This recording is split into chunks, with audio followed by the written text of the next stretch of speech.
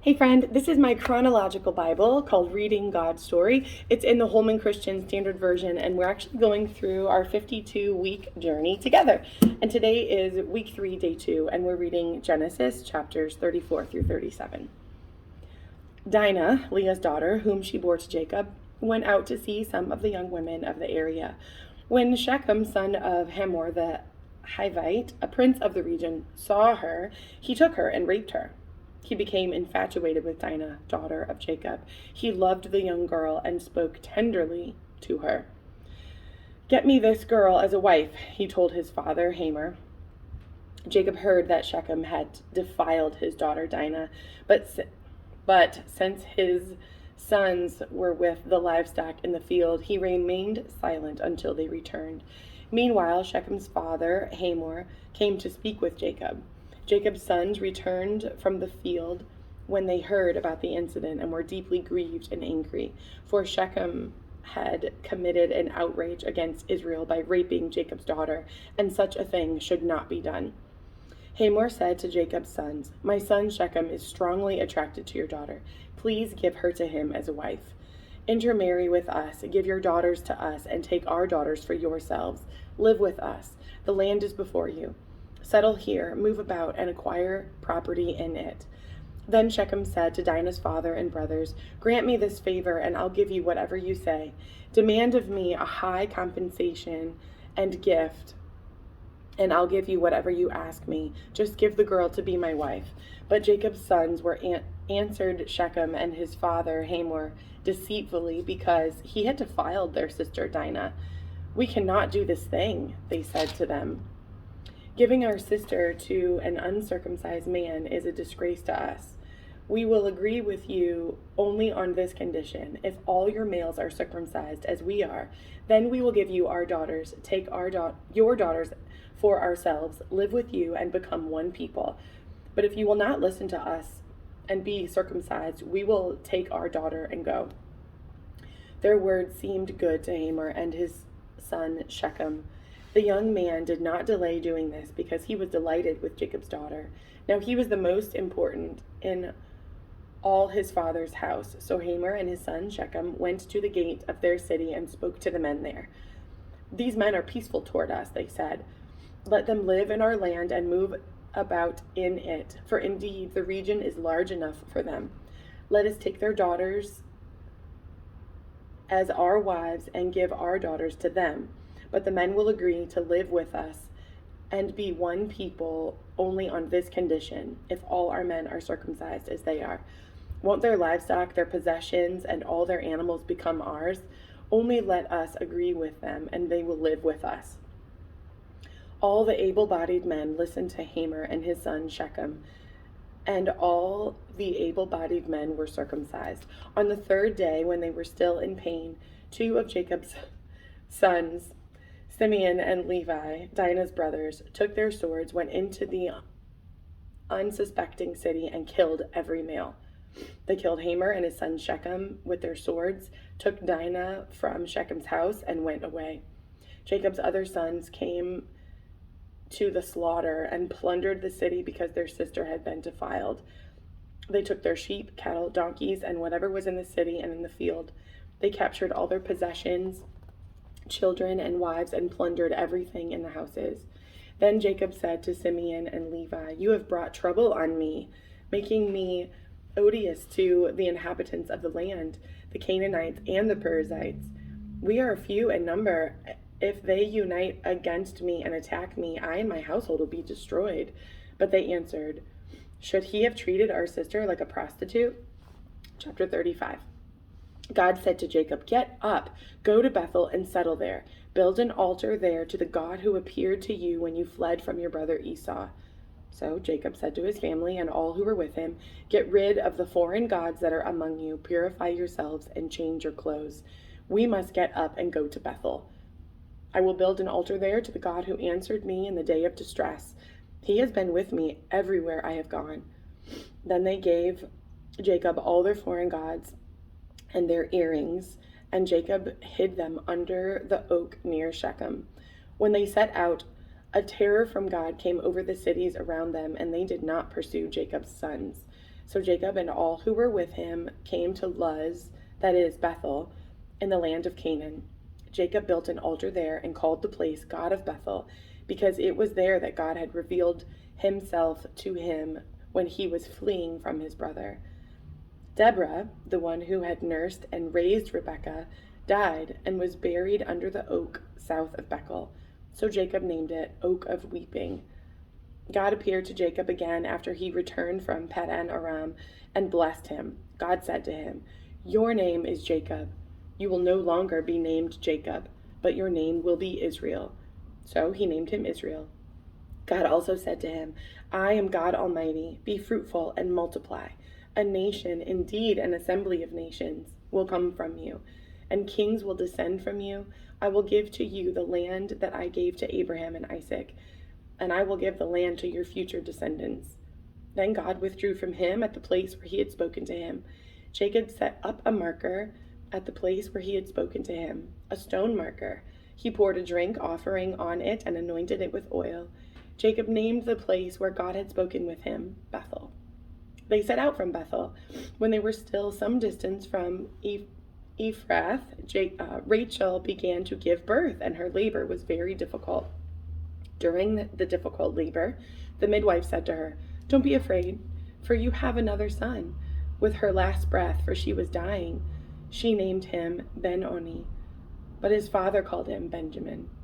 So Rachel died and was buried on the way to Ephrath, that is, Bethlehem.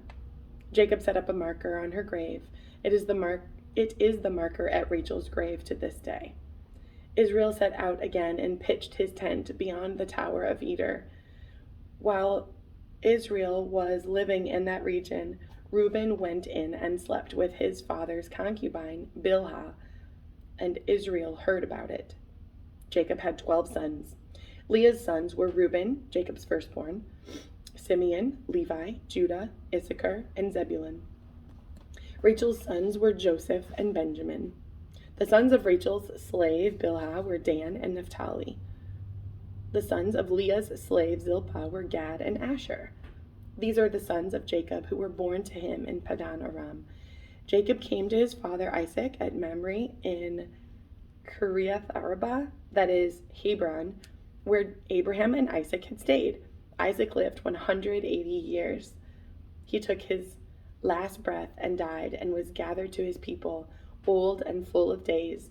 His sons Esau and Jacob buried him. Chapter 36. These are the family records of Esau, that is, Edom. Esau took his wives from the Canaanite women, Adah, daughter of Elon the Hittite, Oholibamah, daughter of Anah and granddaughter of Zibeon the Hivite, and Basemath, daughter of Ishmael and sister of Nebaioth. Adah bore Eliphaz to Esau. Basemath bore Ruel, and Oholibamah bore Jush, Jalam, and Korah. These were Esau's sons, who were born to him in the land of Canaan. Esau took his wives, sons, daughters, and all the people of his household, as well as all his herds, all his livestock, and all the property he had acquired in Canaan. He went to the land away from his brother Jacob, for their possessions were too many for them to live together, and because of their herds, the land where they stayed could not support them.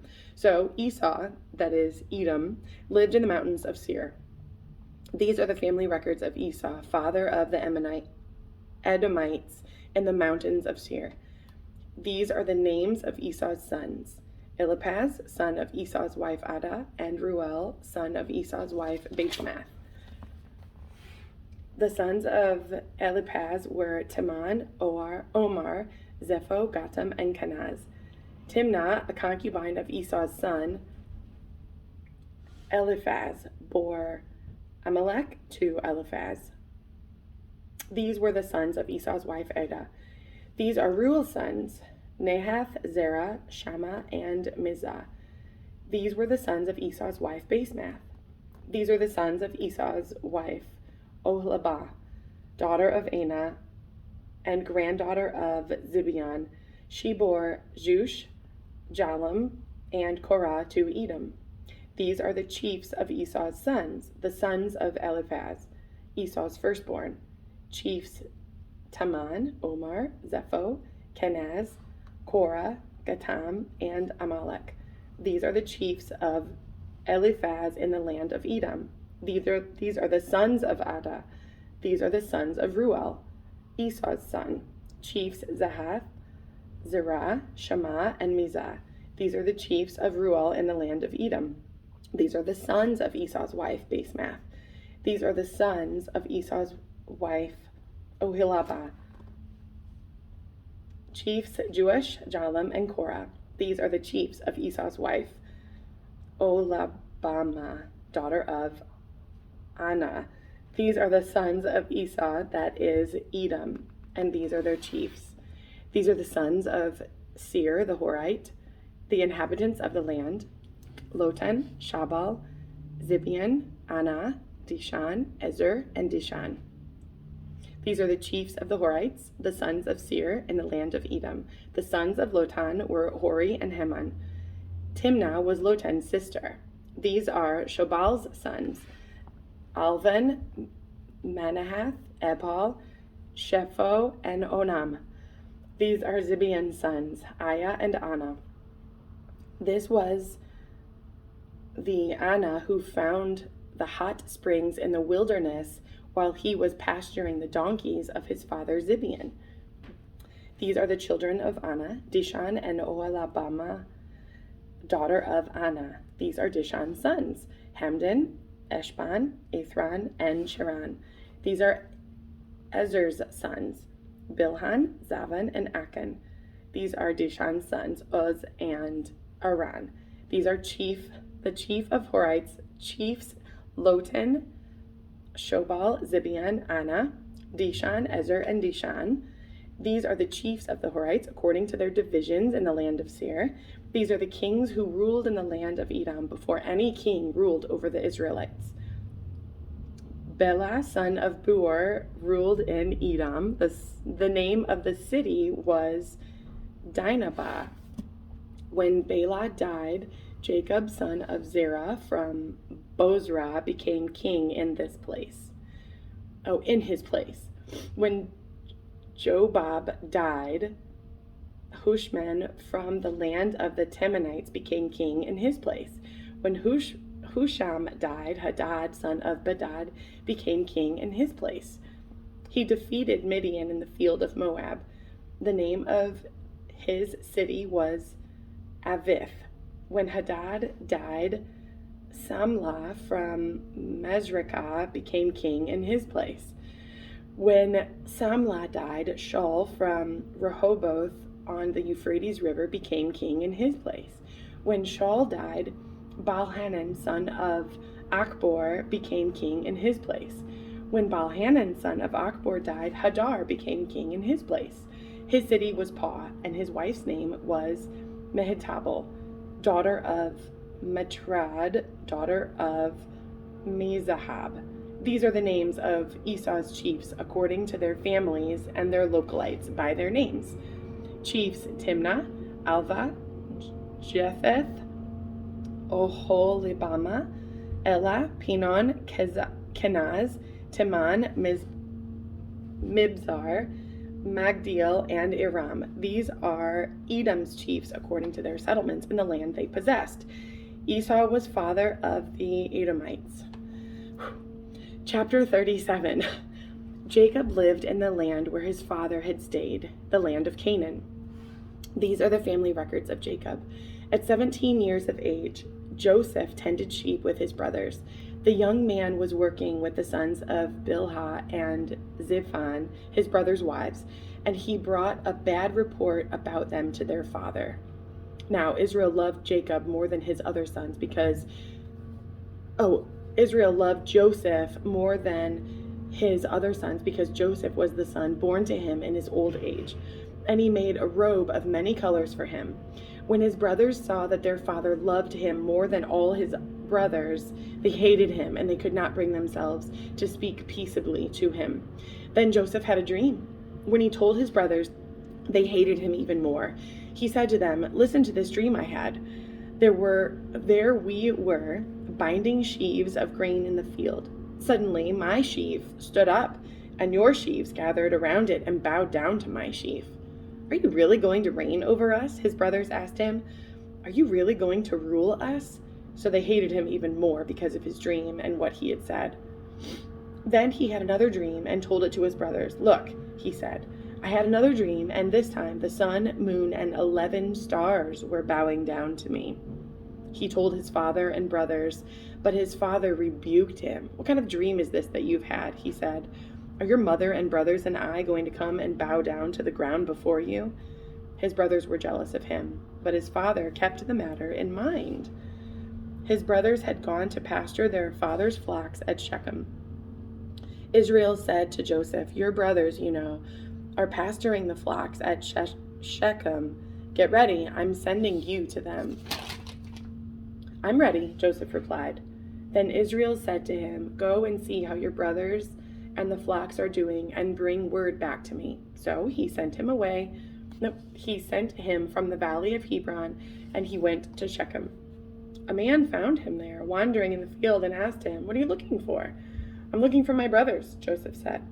Can you tell me where they're pasturing their flocks? They've moved on from here, the man said. I heard them say, let's go to Dothan. So Joseph set out after his brothers and found them at Dothan. They saw him in the distance, and before he reached them, they plotted to kill him. They said to one another, here comes that dreamer. Come on, let's kill him and throw him into one of the pits. We can say that a vicious animal ate him. Then we'll see what becomes of his dreams. When Reuben heard this, he tried to save him from them. He said, let's not take his life. Reuben also said to them, don't shed blood. Throw him into this pit in the wilderness, but don't lay a hand on him, intending to rescue him from their hands and return him to his father. When Joseph came to his brothers, they stripped off his robe, the robe of many colors that he had on. Then they took him and threw him into the pit. The pit was empty. There was no water in it. Then they sat down to eat a meal. They looked up, and there was a caravan of Ishmaelites coming from Gilead. Their camels were carrying aromatic gum, balsam, and resin, going down to Egypt. Then Judah said to his brothers, what do we gain if we kill our brother and cover up his blood? Come, let's sell him to the Ishmaelites and not lay a hand on him, for he is our brother, our own flesh. And they agreed. When Midianite traders passed by, his brothers pulled Joseph out of the pit and sold him for 20 pieces of silver to the Ishmaelites, who took Joseph to Egypt. When Reuben returned to the pit and saw that Joseph was not there, he tore his clothes. He went back to his brothers and said, the boy is gone. What am I going to do? So they took Joseph's robe, slaughtered a young goat, and dipped the robe in its blood. They sent the robe of many colors to their father and said, we found this. Examine it. Is it your son's robe or not? His father recognized it. It is my son's robe, he said. A vicious animal has devoured him. Joseph has been torn to pieces. Then Jacob tore his clothes, put sackcloth around his waist, and mourned for his son many days. All his sons and daughters tried to comfort him, but he refused to be comforted. No, he said, I will go down to Sheol to my son mourning. And his father wept for him. Meanwhile, the Midianites sold Joseph in Egypt to Potiphar, an officer of Pharaoh and the captain of the guard. We'll see you tomorrow.